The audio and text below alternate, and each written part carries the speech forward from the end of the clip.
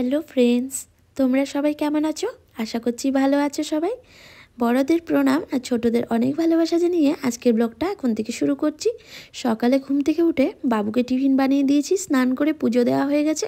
তারপরে আমার প্রথমে যেটা কাজ থাকে, ছাদে একবার আসা, এসে ছাদটা যদি নোংরা হয়ে থাকে তাহলে ঝাড় দিয়ে দিই, নাহলে গাছগুলোতে একটু জল দিয়ে দিই। আর এই গাছটাতে অবভিয়াসলি জল দিতেই হয় প্রতিদিন। এই অন্য দুটোতে না দিলে হয়, গোলাপ গাছে আর গাঁদা ফুল গাছে, কিন্তু ওই ফুল গাছটাতে প্রতিদিন আমাকে জল দিতে হয়। এখন গাছগুলো যখন আমাকে এনেই দিয়েছে তখন যত্ন করে তো রাখতে হবে বলো। এখন পুজো দেওয়ার জন্য দুটো একটা ফুল হলেই কিন্তু আমার যথেষ্ট হয়। আমি কিন্তু আবার ওর বাড়িতে ফুল আনতেও যাই না, আর কোথাও থেকে ফুল পারিও না। অনেকে যেমন হয় না সকালবেলা উঠে ফুল পাড়তে যায়, আমার দ্বারা কিন্তু ওগুলো হয় না। তার জন্য বরমশাই কী করেছে, বাজার থেকে দু একটা আমাকে একটা গাঁদা ফুলের গাছ আর একটা ওই যেটা ছোট ছোট সাদা ফুলগুলো হয় সেই ফুলগুলোর গাছগুলো এনে দিয়েছে।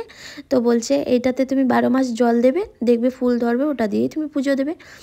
তার জন্য ফুল গাছগুলোকে একটু যত্ন করতেই হয়, কিছু করার নেই। যদিও অল্প একটুখানি জায়গা, আমাদের ফুল গাছ লাগানোরও জায়গা নেই, তাও টবে রেখে দিয়েছি ছাদে, ওটাতেই একটা দুটো ফুল ফুটে আর ওটার থেকেই পুজো দিয়ে দিই। তারপরে দেখো এখানে কতগুলো বাসন ছিল, সকালবেলা ওকে টিফিন বানিয়ে দিয়েছি, ও টিফিন নিয়ে চলে গেছে দোকানে। তারপরে এই যে এক্সট্রা বাসনগুলো রয়ে যায় সেগুলো একটু মেজে নিচ্ছি। আর দেখো আমার যে বাসন মাজার যে বেসিনটা অনেকটাই বড়, তারপরেও এখনও কিচেনের সেট আপ আমার ঠিক হয়নি, তো তার জন্য এইভাবেই আমাকে বাসন মাজতে হয়, এরকম দাঁড়িয়ে দাঁড়িয়ে, কিছু করার নেই। কি করব বলো, ওই সময়ে একটা রুম আর এই রান্নাঘরটা প্লাস্টার করে কোনো রকম আমরা এই ঘরে ঢুকে গেছি। কেননা আমরা তখন ভাড়া থাকতাম, আর তখন আমাদের কাছে অতটা টাকা ছিল না যে সবগুলো ঘর আমরা একদম একেবারে কমপ্লিট করেই তবেই ঢুকবো। কোনো রকম করে পরে ঢুকে গেছি, কিছু করার নেই। যখন ভাড়া ঘরে ছিলাম তখন ধরো নানান লোকের নানান কথা ছিল, তার মধ্যে দিয়েও এইটুকু কাজ কমপ্লিট করে আমরা কোনো রকম ঘরে ঢুকেছি। এখনও অনেক কাজ বাকি আছে, আর অনেকগুলো ধার দেনা আছে যেগুলো শোধ হয়ে যাওয়ার পরে হয়তো আবার এই ঘরে কাজ শুরু করবে। আর যখন কাজ শুরু করবে তখন আবার সব ঠিক হয়ে যাবে। তো তোমাদের সাথে কথা বলতে বলতে বাসনগুলো মাজা হয়ে গেল। এখন আমি এই যে কটা সবজি কেটে নেব, আজকে রান্না করব। দেখি আজকে বাঁধাকপি রান্না করব, তো বাঁধাকপিটা কেটে নিচ্ছি। আর উপরে পাশের বাড়ি যে গাছ তোমাদেরকে বলেছিলাম গাছে সজনে হয়, তো আমি কটা সজনে পেরেছিলাম। আজকে বরমশাই বলে গেছে যে কী গো একটু সজনে রান্না করে রেখো, তো ভালো লাগে না কোনো কিছু খেতে, এখন এমন একটা সিজন না কোনো কিছুই খেতে ভালো লাগে না।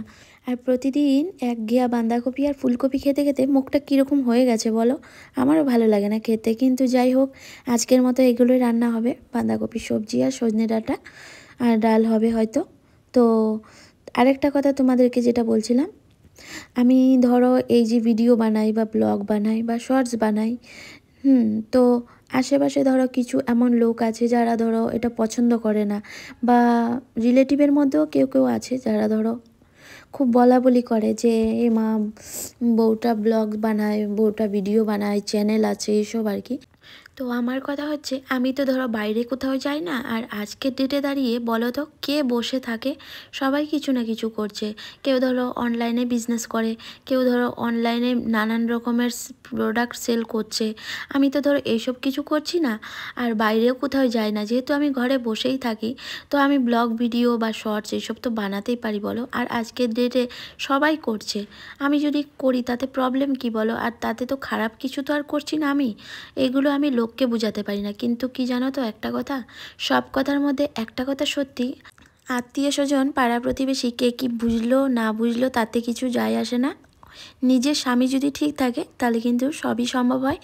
যেমন আমার স্বামী কিন্তু আমাকে প্রচণ্ড মানে পজিটিভ পজিটিভিটি আমাকে দেয়, সে আমাকে প্রচণ্ড পরিমাণে উৎসাহিত করে সব যে কোনো কাজে, কখনো আমাকে বারণ করে না, ও আমাকে প্রচণ্ড সাপোর্ট করে। ও আরও নিজে থেকে আমাকে উৎসাহ করে, দীপু তুমি ভিডিও বানাও, তুমি এইটা করো ওইটা করো, কোনো দিন আমাকে বারণ করে না, সব সময় ও আমাকে উৎসাহ দেয়। তো জানো তো কি, অ্যাকচুয়ালি ঘরের স্বামী যদি ঠিক থাকে না, তাহলে সারাদিন যত কিছুই হোক, যত পরিশ্রমই করো না কেন তুমি, আর যত কথাই শুনো না কেন ঘরের বা ফ্যামিলির লোকের কাছ থেকে, দিন শেষে স্বামীর আচরণ যদি ভালো হয় না, তাতেই মন ভালো হয়ে যায়, জানো তো। তো এটাই বলার ছিল। এখন আর আমি এগুলো শুনতে শুনতে অভ্যস্ত হয়ে গেছি। আমার এখন আর ওইগুলো আমি পাত্তাই দিই না, আমি কানে নিই না এগুলো।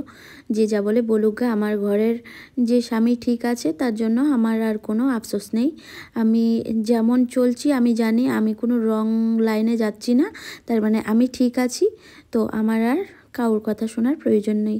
তো যাই হোক বন্ধুরা, দেখো তোমাদের সাথে কথা বলতে বলতে কাঁচা ধোয়াগুলো কেচে মিলে দিলাম, ছাদের মধ্যে টান টান করে শুকিয়ে যাবে।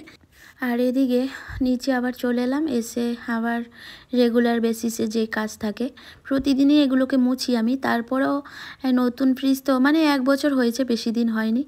তো এই ফ্রিজটা আসলে 1 বছর হয়েছে নেওয়া, তারপরে একটা স্পট পড়ে গেছে ফ্রিজের উপরে। আসলে কি জানো তো, মানে ঘর ইনকমপ্লিট থাকাকালীন না কোনো জিনিস করতে নেই। মানে আমার যেটা মনে হলো এতদিনের এক্সপিরিয়েন্সে বলছি, ঘরটা কমপ্লিট করেই সব জিনিস করতে হয়।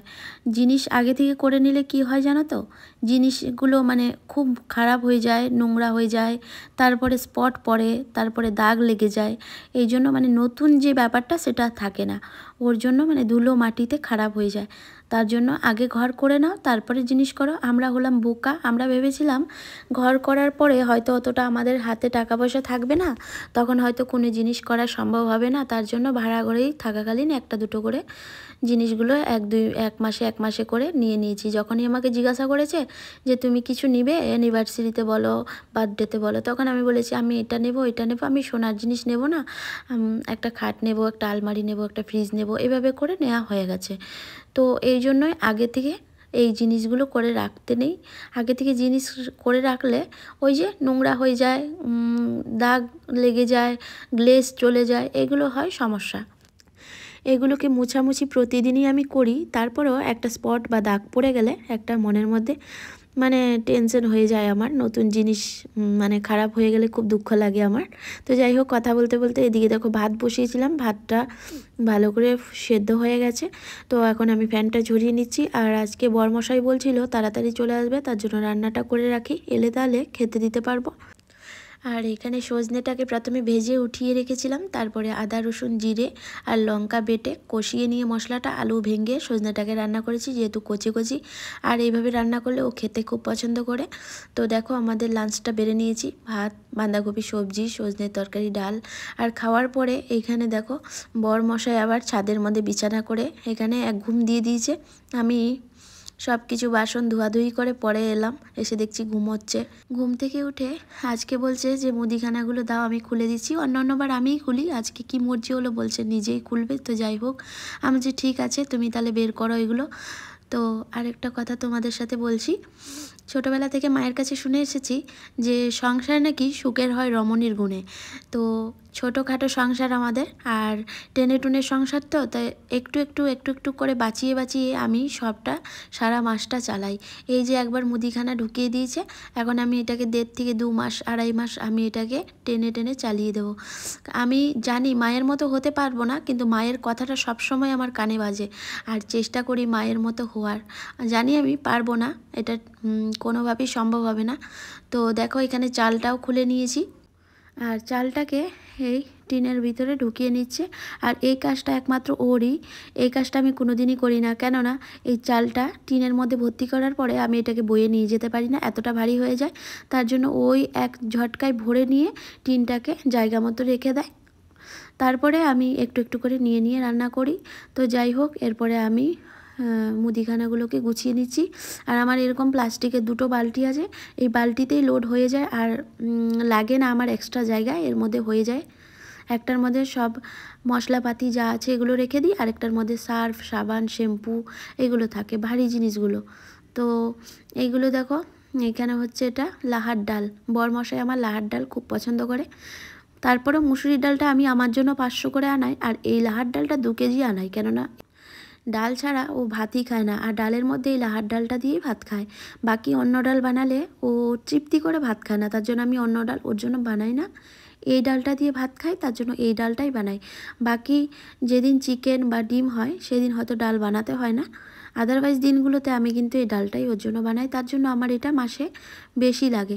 তো যাই হোক বন্ধুরা, আজকের ব্লগটা এখানেই শেষ করছি। কেমন লেগেছে অবশ্যই কমেন্ট করে জানিও, ভালো লাগলে লাইক করো, সাবস্ক্রাইব করো। আবারও ফিরে আসবো অন্য একটা সুন্দর ব্লগের সাথে। ততদিন ভালো থেকো, সুস্থ থেকো, আর সাথে থেকো, পাশে থেকো আমার। ধন্যবাদ।